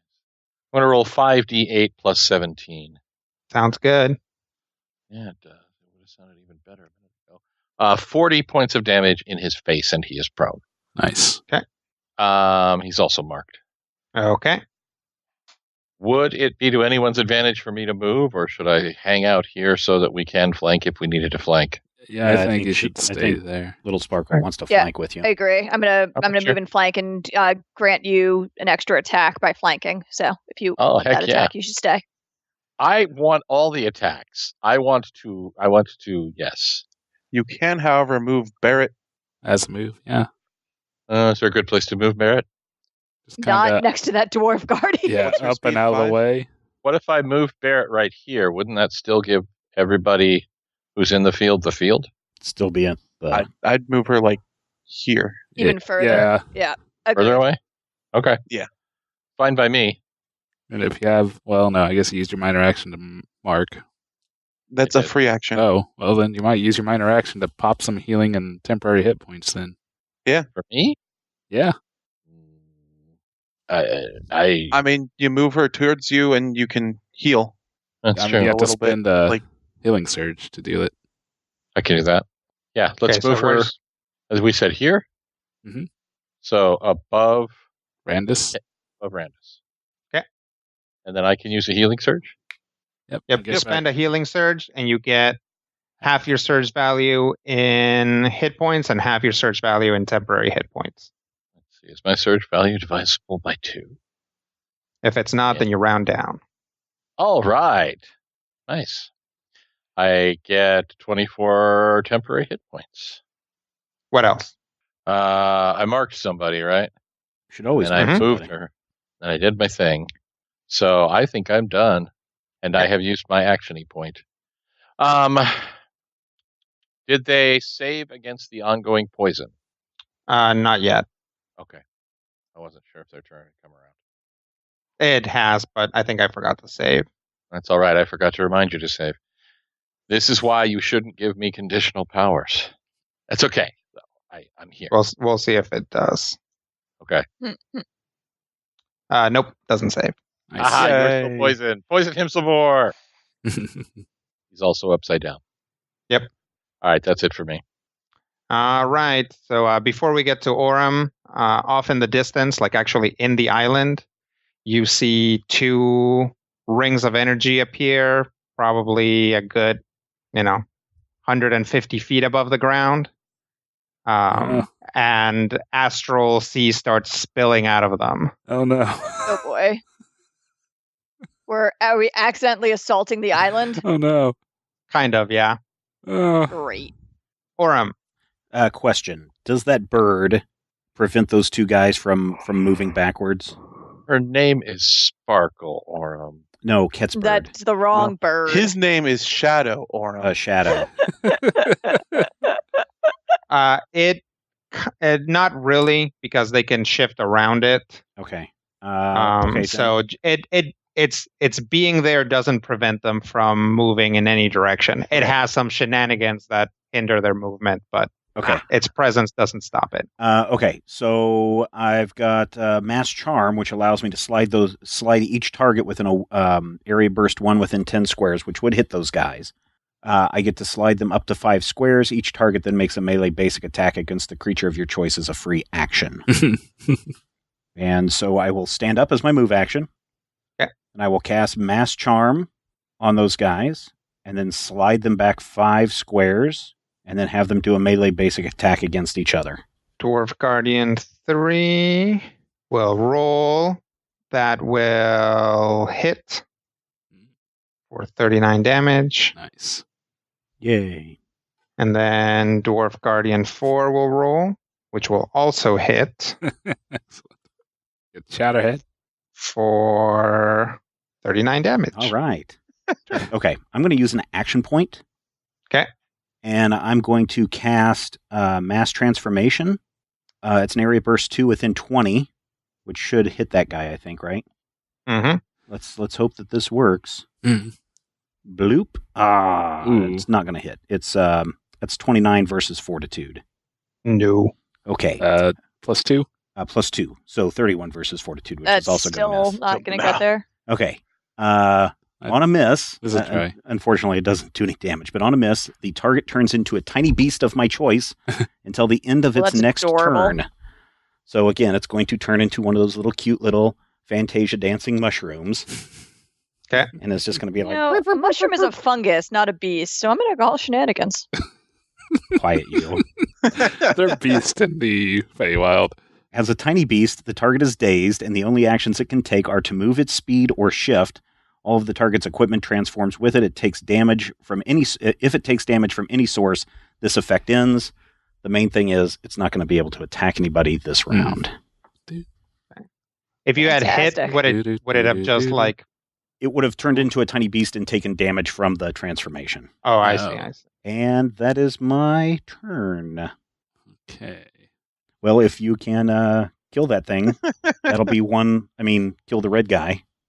I doubt I'll be able to kill the red Okay. guy. So Randus doesn't deal damage. Right. He punched that guy with his grappling hand. Kill the red guy. and that was pretty much my biggest attack. I'll just stay here and try to magic weapon at the red guy to maintain the bonus on you guys.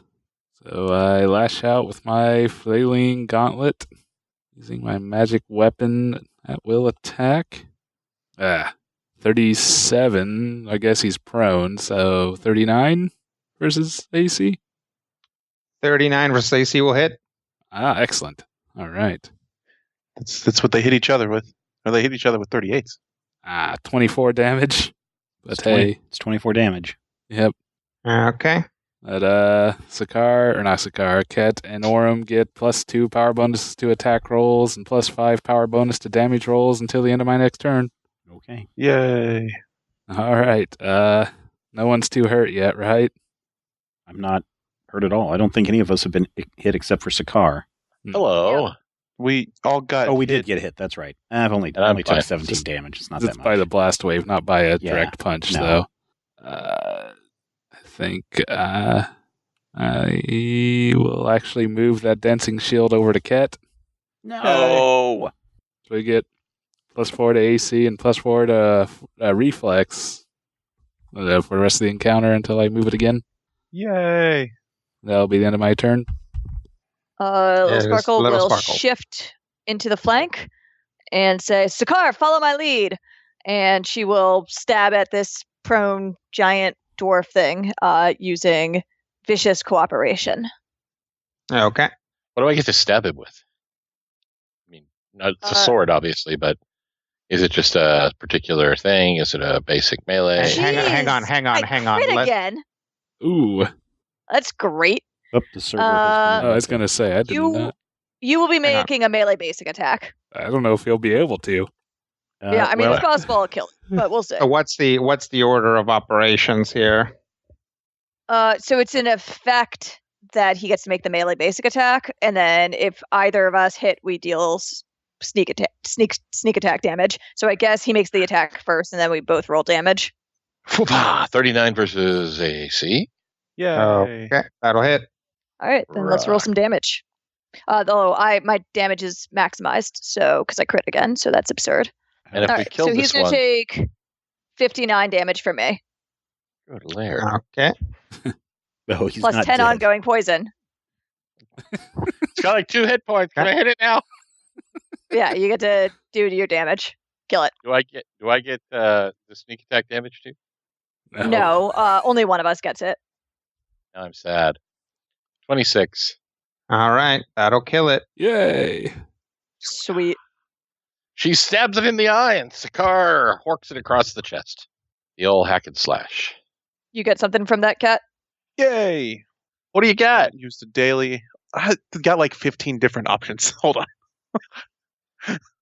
You're like a little necklace of dwarf I teeth. could gain temporary hit points, which seems useful. One ally adjacent to me could get +2 to all defenses, which is actually helpful right now. Or Larage. Where's Larage? There's Larage. Or I could make living plants temporarily grow around me and gain cover against attackers that are not adjacent to me. I'm going to go ahead and give +2 to defenses to Randus? Okay. Or Orem. To Orem. Orm. Orem's more likely to get hit right now. To all my defenses? +2 to all your defenses until...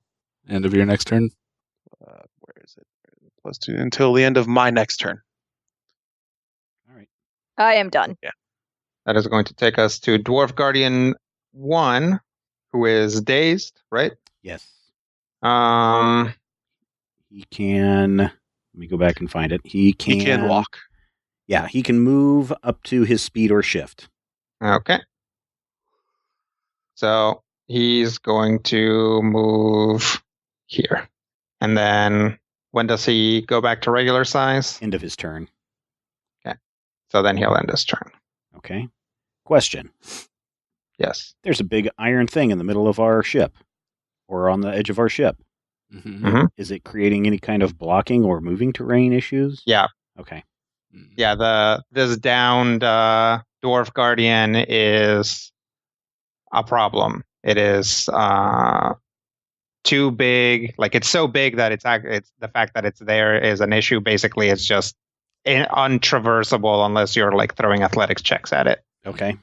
All right, guys. Let's see if we can't knock down this gray one, and then worry about these last two guys. Then the daze goes away. Hey, Kit, does your bird do anything? It will. Okay. Dwarf Guardian 2 is down, which takes us to Dwarf Guardian 4, who is going to walk up somewhere around its speed. So 1, 2, 3, 4, 5. I'll call it good there. And then charge Little Sparkle. No. Yeah. I was hoping I could have pushed them Great. far enough away they couldn't do any of that. Oh, these guys It's have cool. Very close. huge movement. I've got answers for this. Give me a second. So Huge you're guys moving have next huge to me. Huh? Oh, I'm sorry, what were you saying? I was saying I have an answer for things moving next to me. So. He's not moving next to you. Reach. Oh, well, that's unfortunate. Huge things have huge reach. Yeah, and all of my things are factored by being adjacent. I should have moved. Oh well. Well, I couldn't have moved because I had to 5-foot step. Well, this is gonna sting. If it hits, they've been rolling pretty badly. But it gets a +1 for charging. Not Ooh. 20. That's a 36 versus AC. That's gonna hit. Okay. 48 damage. Ow. All right. That's going to take us to Ket. Yeah. Oh, wait. He's going to do his shockwave thing. Boo. So close blast 5. It's going to be 1, 2, 3, 4, 5. That is going to get all of you. And then that is a nat 20. Ouch. Oh, come on. So that'll be 44 damage. The 44 thunder damage. So calculate in any resistances there. Ouch. And Sorry. How much? All right. He did 48 to me before, and now he's doing 43 more. now he's doing 44. Oh, that's unfortunate. I am very bloodied. Me Okay. too. Okay. Okay, that 44 to each of us. yes, Damn. Thunder. damage. Okay. Okay. that is going to knock Barrett out. Wait, isn't it a blast 5? Yep. That's not going to touch Barrett. Oh, that's true. Or Sakar. Hooray! Yay. Yay, our healer stands. I mean, I'm not the healer so much as I am a healer. So, Okay, now Ket. We're knocked down right now, aren't we? Yep. Yep. We're Yep. all, You're all prone. We're all dead. we're all Sorry. knocked down. Stand up. Earth shock. Close burst 1. Enemies in burst that are touching the ground. Okay. What's close burst? What? 1. Okay. Yep. There's a guy. We have magic weapon right now, right? Yes. He's not providing combat advantage in any way, shape, or form. Can Nope. you flank with Barrett? Well, you just had to stand up. Barrett doesn't flank, Darn. which is also why you can like move her in a cheaty way because she also doesn't provoke opportunity attack. She's basically a construct for the purposes of the fight. All right, I can move my bird as part of my actions. Or as part of my move. There. Okay. Okay, and then Earth Shock.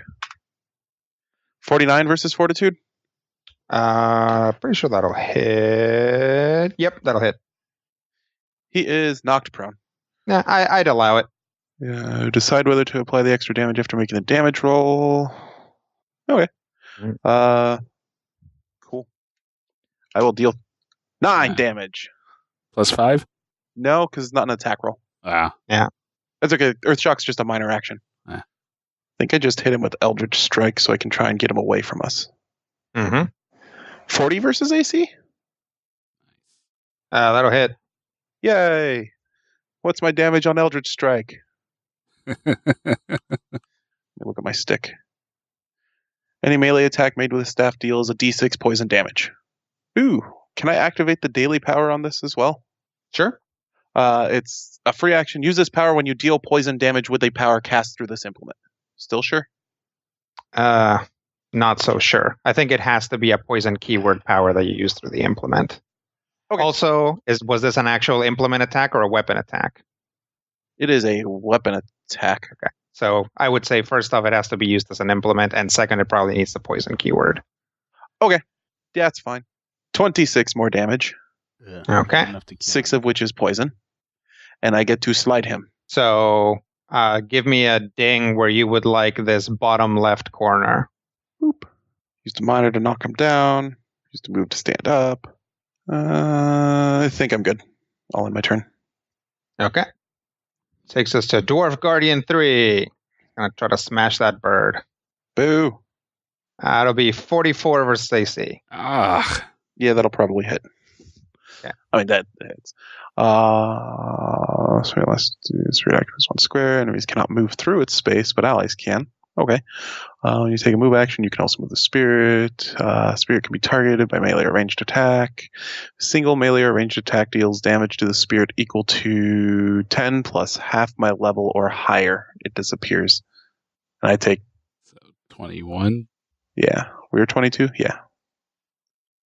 Okay. 37 damage. Okay. Shadow Vamooses. I take 16 damage.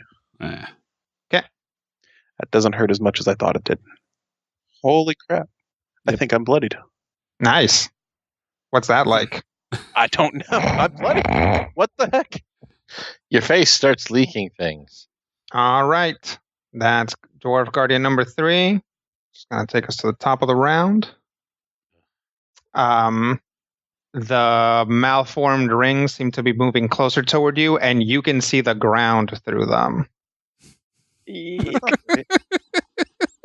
Everyone hold on. Top of the round, it's to Sakar. Okay. There's what I'm going to assume is a purple one. And one that looks kind of orangey. I'm going to attack the heck out of Dwarf Guardian number 4. To get to him, I'm going to have to use my Primal Leap. Okay. Which will allow me to move 8 squares to a place of my choosing. So I'm thinking I'm just going to be like, right, just kablam. I'm going to leap into his face, and I'm going to attack his face. Okay. I'm going to chop it using the power of Earth Gift. It goes a little something like this. 43 versus AC. Nice. That'll hit. Okay. I regain 10 hit points. Because it's my Earth Gift. La la la la la. I hit him so hard that I feel better. Makes sense to me. Right? Just one moment. 2d8 plus 17 damage. Let's just call it 31 and be done with it. So 31. You're going to make me roll this, aren't you? I hear you silently judging me. How about 25 damage in the face of Guardian 4? Yeah. Who in my eyes is sort of chartreuse. Okay, so he is marked. Ha ha! Okay. Yeah. These guys are super powerful, aren't they? Yep. They're pretty Well, they mean. certainly hit really hard. But they haven't shown any tendency to not be able to be on fire. Right. They have no protections against anything. Way cool. I am certainly nothing that you've hit them with. Not that we've... Yes, exactly. All right. I'm going to use a minor action and shift from dragon form back to human form, but my human form is going to burst into flame. So I'm going to shift to the form of summer fire, and that will be my turn. Sounds good. Orum. Okay, I'm going to stand up, and I'm going to burst the heck. I'm going to ball lightning the heck out of the down gray guy. 37 versus reflex. 37 will hit his reflex. Okay, 3d6 plus 11. 26 damage. Okay. Yeah, that's it. And then he'll just hang out. Okay. Yeah, that's my turn.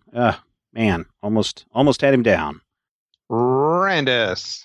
Okay. Maybe Good Randus job. can do 20 No, damage. actually, heal us, please. Oh, yeah, heal us. All right. Well, first thing is I stand up. Okay. I think, how bad is Orem? I'm bloody. I'm 61.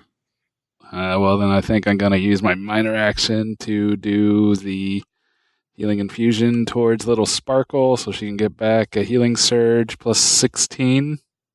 Sweet. And I don't have to spend the healing surge. Nope. Great. I think I'm going to go with Radiant Burst and Counter Power. So I asked my assistant to give me my Rod of Beguiling and try to blast at number purple 4.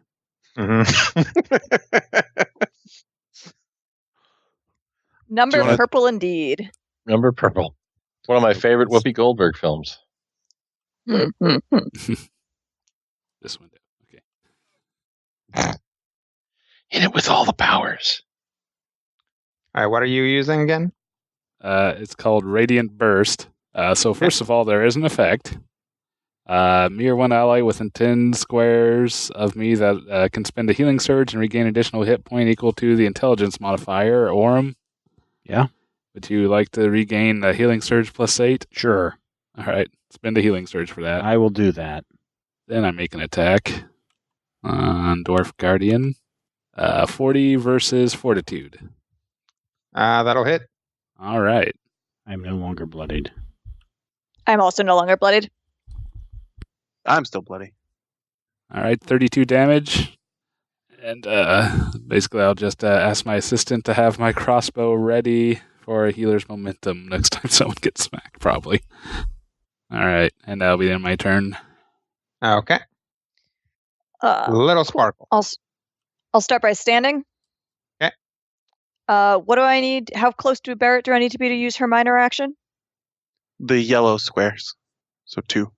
Oh, okay. So I'm not close enough. That's fine. They don't seem to have threatening reach, right? I don't think anything. No, they don't. You guys have been You've blasting Okay. around them this whole time. Cool. Yeah. All right. So yeah, I'll stand and Go get the nice squishy prone target. yeah, that's the plan. Okay. I'm just trying to decide what power to use on him. Now that I don't have to worry about getting smacked down for my trouble.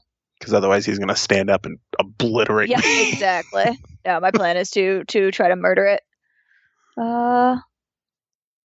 Yeah, I'm just going to use a Sly Flourish because it'll do the most damage. So I'll move. Oh, wait, no, I do need to. Never mind. Ignore me. I need to actually find some way to get over there. So I will use Leaping Dagger Kick to charge him. Okay. Or I'll just charge him without using the power since he's already prone. So I don't want to waste Leaping Dagger Kick on that. Yeah, but then you have to spend your move action to. Oh, yeah. No, I get what you're saying. Gotcha. Yeah. Yep. So it's move and then charge.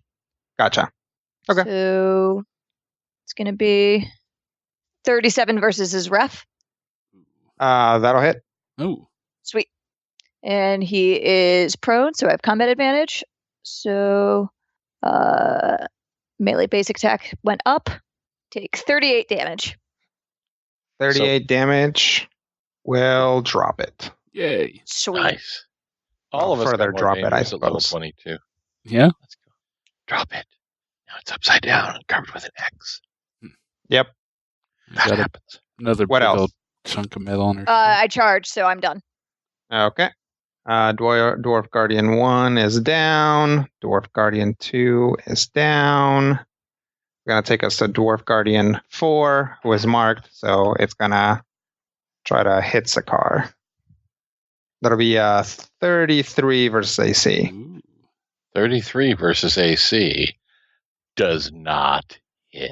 Yes. Yeah. All right. It'll be the end of its turn. Takes us to Ket. Yay. All right. Minor action. Curse. Okay. The other 2. Okay. Oh, I had a curse trigger in the previous turn. I would like some temporary hit points, please. Okay. Yay. Dark One's Blessing. Immediately gain temporary hit points equal to my level. Okay. Cool. And then curse these two, and then are we still thinking dailies to try and take these guys down? Maybe. Probably. I mean, I think Let's killify them. we're we gonna should fall. have We're gonna fall enough through a where you portal might here in be able about to 5 seconds. So spare Yeah, a I think few. we are racing. We are Okay. qualified. So we are still thinking dailies. Cool. I'm gonna use Vestige of Karmoth on the green one. Hasn't acted yet this round, right? Right. It's Okay. the very last thing to go. I'm gonna use Vestige of Karmoth on that guy. I have no additional bonuses to this, correct? Correct. Okay. Unless you're still operating under a magic weapon, which I don't think you are. Brandis did not use magic weapons, so presumably not. Nope. All right. Well, Darn. yep, that makes Ooh. sense. Yeah. I was thinking that Cat had way too much during this combat. That's a nat one. Fortunately, it's dazed save ends on the miss. Okay. Okay. Still pretty good. I'm gonna swap out Vestige of Eladir for Vestige of Karnath as my one of my active pacts. Right. Yeah, that'll work. And then I'm going to. I haven't made a move action yet, correct? Correct. Just my minor. Okay, I'm going to use my move action as a minor action to activate the Crown of Whispers. Did you have to stand up? No, I stood up last time. I have a +2 item bonus to attack rolls with the charisma-based power I used before the end of my turn. I'm going to spend my action point to use that power. Okay. Which is, where's my charisma-based power? That one. Ice Blades of Levistus. Okay. And I also get another bonus on this because of the bracers. Where are those? Heroes Gauntlets. An action point, make attack. You get a +2 bonus to attack rolls with that attack. Awesome. 33 versus Will. 33 versus will hit. Oh, holy crap! Yeah. Their will's our lowest defense. I wasn't expecting it to be that low. Like that's cat levels of low. Everything else, tends to be a little better than me. So he will take 34 damage. Is that all cold? It is all cold. Everything except for the 3d6 is cold. Okay, so how much cold damage was that? So it looks like 9, 7, and 25 cold damage and Okay. 9 more damage. Okay. I take it they resist cold. Oh yeah. Wow. Right. They Well, came out of you- the astral sea after all. Yep. Cold and radiant, baby. That makes sense. That's okay. I mark the target and immobilize it until the end of my next turn. Okay. And because I have Infernal Pact as a secondary pact, if he makes an attack that does not include me as a target before the end of my next turn, he takes some more damage. Okay. Which Can is you also force him cold to attack damage. me? I don't have any way to force attacks. You could wander away from him. Would that force him to attack me? It gives him an No. opportunity to attack that he might decide to use to attack you. We'll see how dumb he is. What else? I don't think I'm done. Oh, no. Okay. No. This is the first time I've actually hit. This is the first time I've hit in a long time, guys. I don't hit things often. First time you've ever hit at level 20. We're very excited for you.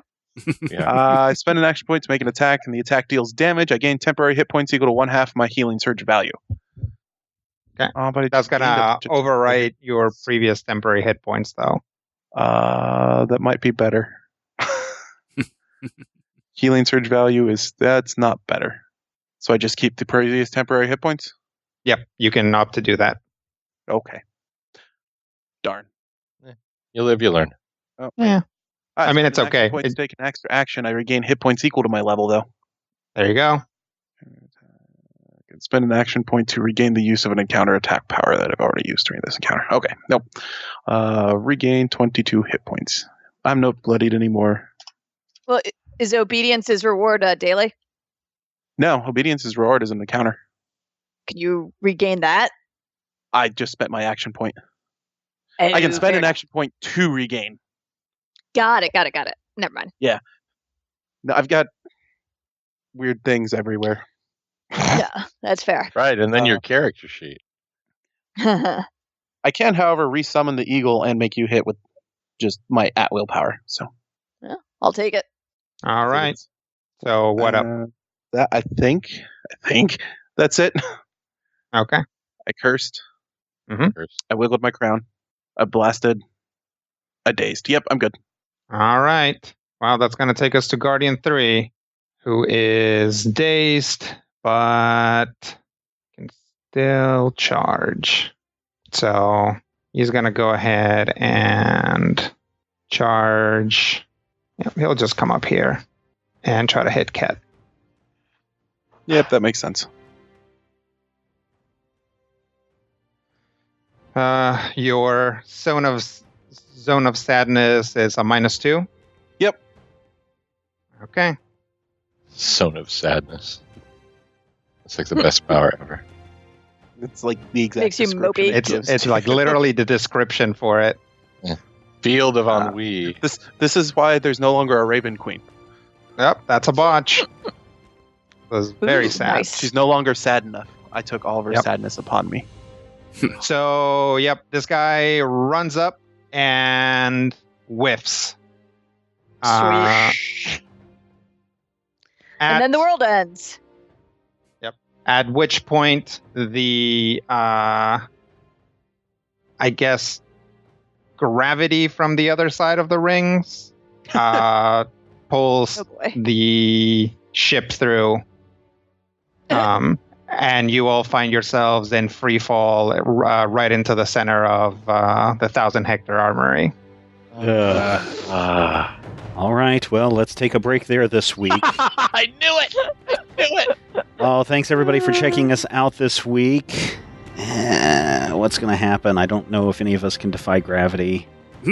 But until next time, here's hoping all of your dice rolls are critical hits.